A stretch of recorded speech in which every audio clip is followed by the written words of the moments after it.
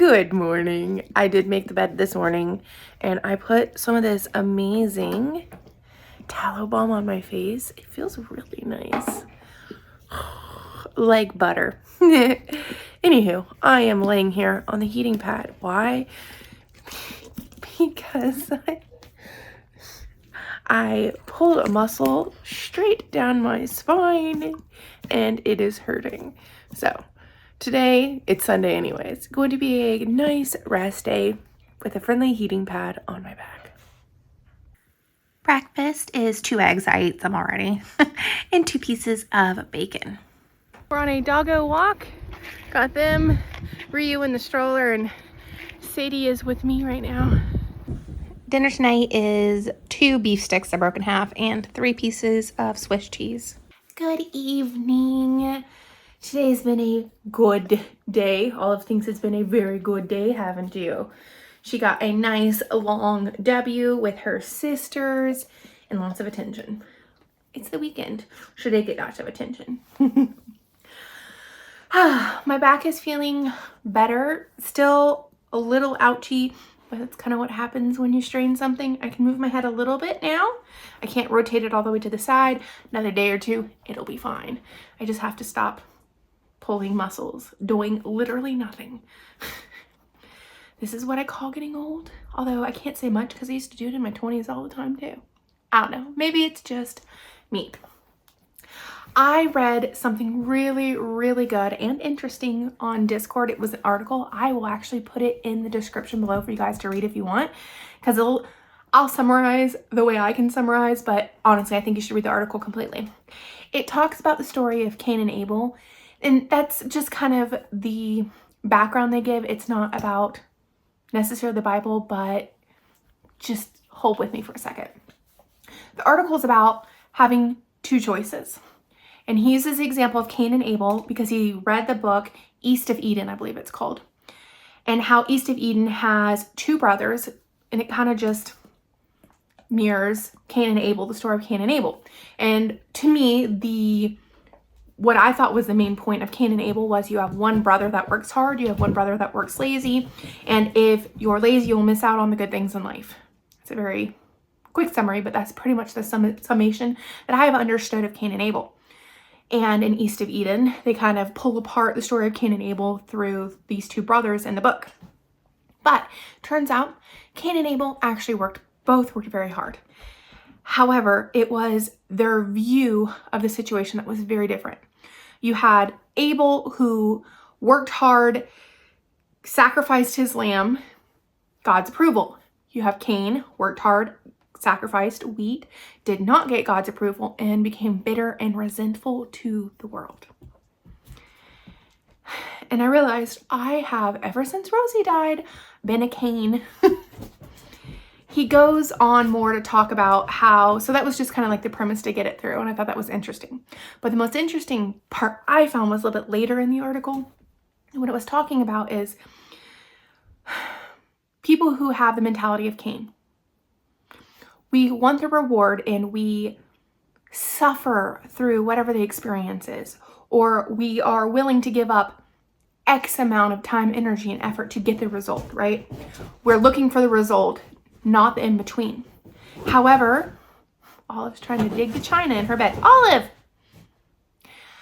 However, the issue is no reward can ever come without the experience to get it. Whatever that is, good, bad, indifferent, difficult, easy, it doesn't matter. They are married together, never to be separated. So the fact that I want the reward, but I don't want to put the effort in, and I kind of rail against everything, myself, the world. And a good example I realized as I was reading this article was a few weeks ago, it's like I put in all of this effort, and in a week, I put all this effort in to do good, to move more, to lose weight, and then I go and weigh myself and it's like, didn't lose anything. And then I get angry and I get mad and upset and stressed and blah, blah, blah, blah, blah follows along with that. And that is my Cain reaction to the world. I had made a bargain with my future, I guess, with as much effort as I put in, and I put X amount of effort in, I should get X reward. But that's not how it works. I don't get to arbitrarily decide if I do X amount towards this reward, I deserve it. That's not how things work. And then again, upset, angry, pushing a square peg through a round hole. And I think my last video or the video before I said I've kind of felt like lately that's what it's been like, is pushing a round peg through a square hole, just trying to motivate myself to do things, and not just carnivore, but honestly life stuff. And that is because I'm looking at it from Cain's point of view. I before Rosie died, I enjoyed what I was doing. It was still difficult, but I found value out of it in myself. Not just the end result, but going through the experience itself, I found valuable. And then Rosie died, and I realized I had been bargaining with God, I guess is the best way you could explain it, that if I did good and I walked her and I was really active, I could extend her life. And then she died. And then I felt like my one-sided agreement had been broken. And so here I am. I read that article, and honestly, I just had such a big epiphany. And the other thing too, he talks about in the article, most of you guys have probably not heard of Landmark Forum. I'm not going to go into what it is necessarily, but it's a course that Scott and I took a while ago. And I've talked about this before. They have, towards the end of the seminar, a discussion about chocolate or vanilla. Chocolate or vanilla choice. Like, if you get offered chocolate or vanilla, which one are you going to choose? Okay, well, chocolate. Why did you choose chocolate? Okay, I like chocolate. Okay, great. All right, I'm going to give you another choice. And so the seminar leader will say, okay, vanilla. And then you're like, vanilla or no, vanilla. Vanilla is your choice. You can choose it or not choose it. You only have vanilla.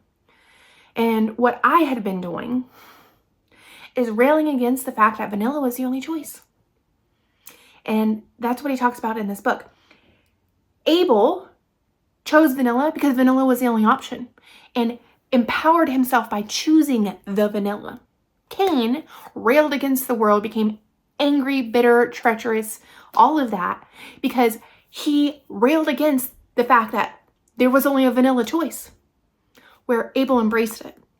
And it's two different perspectives of the same path, but they lead to very different places. Read the article. I promise it will summarize it and articulate it better than I am doing, because at the end of it, I was just like, God, that is exactly what I've been. I've been being a Cain. And having my eyes peeled open to that is like, wow. No wonder, no matter how hard I take and I hammer that square peg in that round hole, it is not going anywhere no matter how much I push it. It's not going to. I've just wedged that sucker in there. So have you ever felt like no matter how hard you push, no matter how much time, energy, and effort you put into something, that it's just like you're running in place? You're treading water even though you feel like you are absolutely swimming your heart out to try to get somewhere?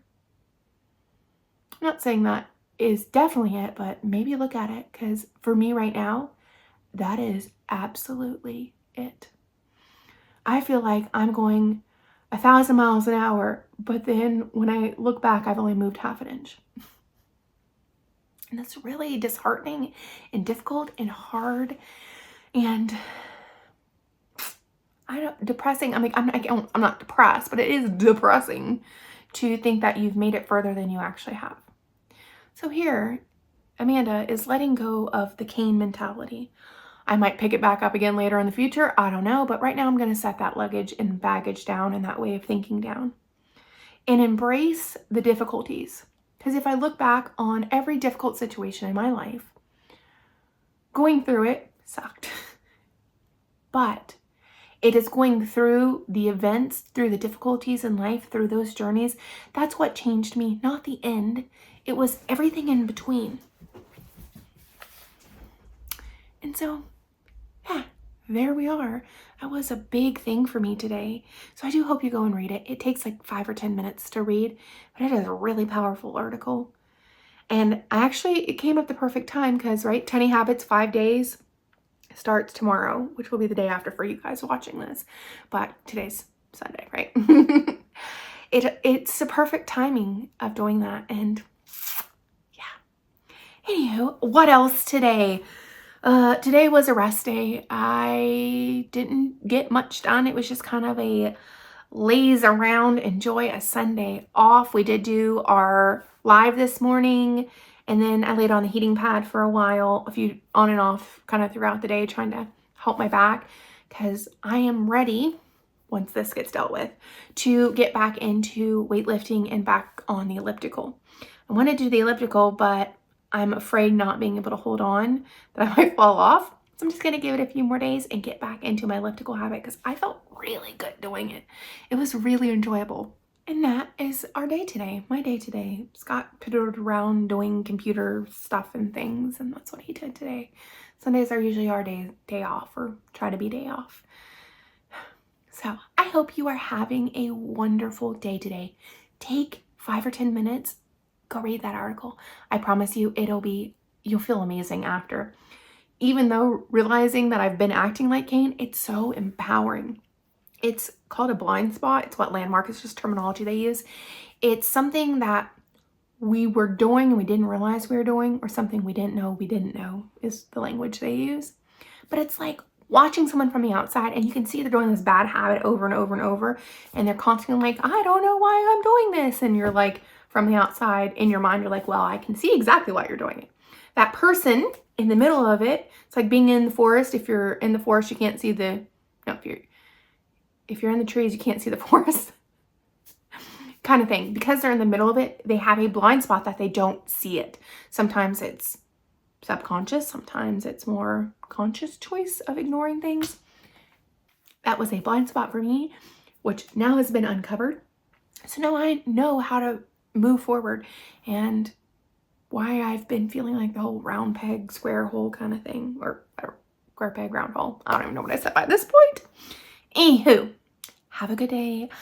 And remember, you are much appreciated, even if you don't feel like it.